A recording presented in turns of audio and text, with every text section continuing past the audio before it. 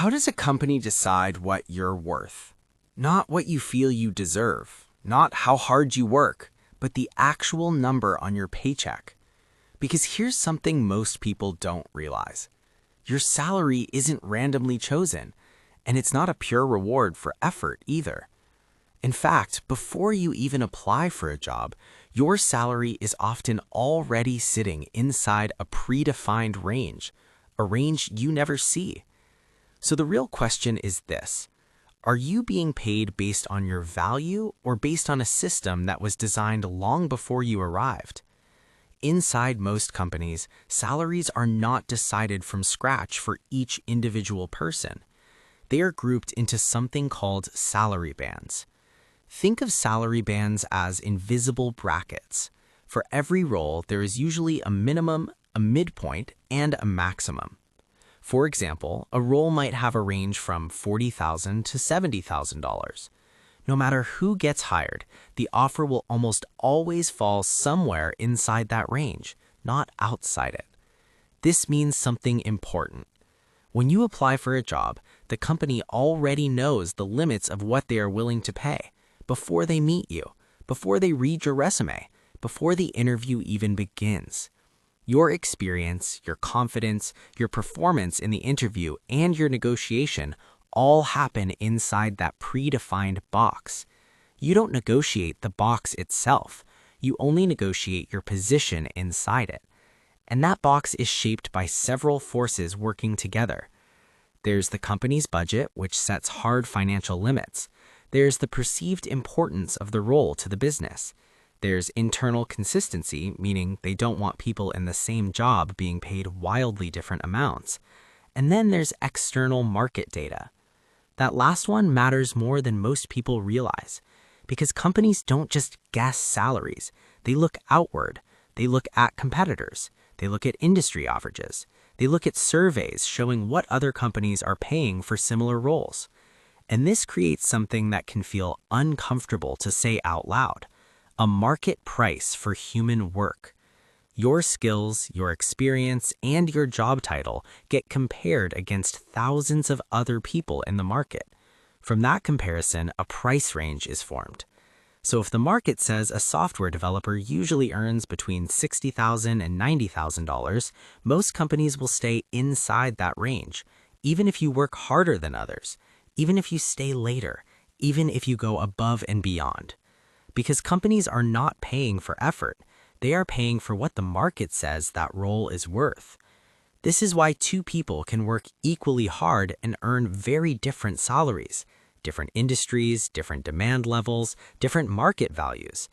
A highly skilled role in a high-demand industry like technology or finance can command much higher pay, while roles that are just as demanding, just as stressful, and just as important in other industries may pay far less. Not because the work is easier, but because the market values it differently. That's a hard idea to accept because it feels impersonal, but it explains a lot of confusion around pay. It also explains why negotiation feels powerful, but often isn't as powerful as people think. Most people believe salary negotiation is where the real leverage is. Ask for more, negotiate harder, push the number higher. And yes, negotiation can increase your salary, but only within limits, because the salary band still exists.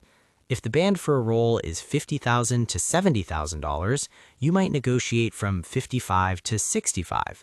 But you are very unlikely to jump to $90,000, no matter how strong your case is. This creates what you could call a negotiation illusion. It feels like you're deciding your salary, but in reality, you're adjusting a slider inside a system that was already defined before you walked in. And there's another constraint most people never see: internal fairness. If a company pays you significantly more than others in the same role, it creates tension, it raises questions, it can trigger resignations or complaints. So even when a manager wants to pay you more, there are invisible ceilings holding everything in place. This is why working harder stops feeling rewarding over time, because effort alone doesn't change your market price, and it doesn't move the salary band. You can be excellent at your job and still hit the top of the range. At that point, raises slow down, progress feels capped, and not frustration isn't a personal failure, it's a structural outcome. To increase income in a meaningful way, people usually have to change something bigger than their effort. They move to a higher paying company with different bands. They switch into a higher valued role or level, or they move into a different industry entirely. Because that's where the bands themselves change, not because they suddenly started working harder, but because the system around them is different. So the next time you look at your paycheck, remember this: your salary is not just a reflection of your effort. It's shaped by salary bands, market pricing, internal systems, and constraints that existed before you showed up. Understanding that doesn't make the system perfect, but it does make it clearer. And clarity is the first step to making better decisions inside it. Even then, many people still feel stuck. So why does working harder start to feel less rewarding over time? That's what we'll explore next. After all, we're just asking, aren't we?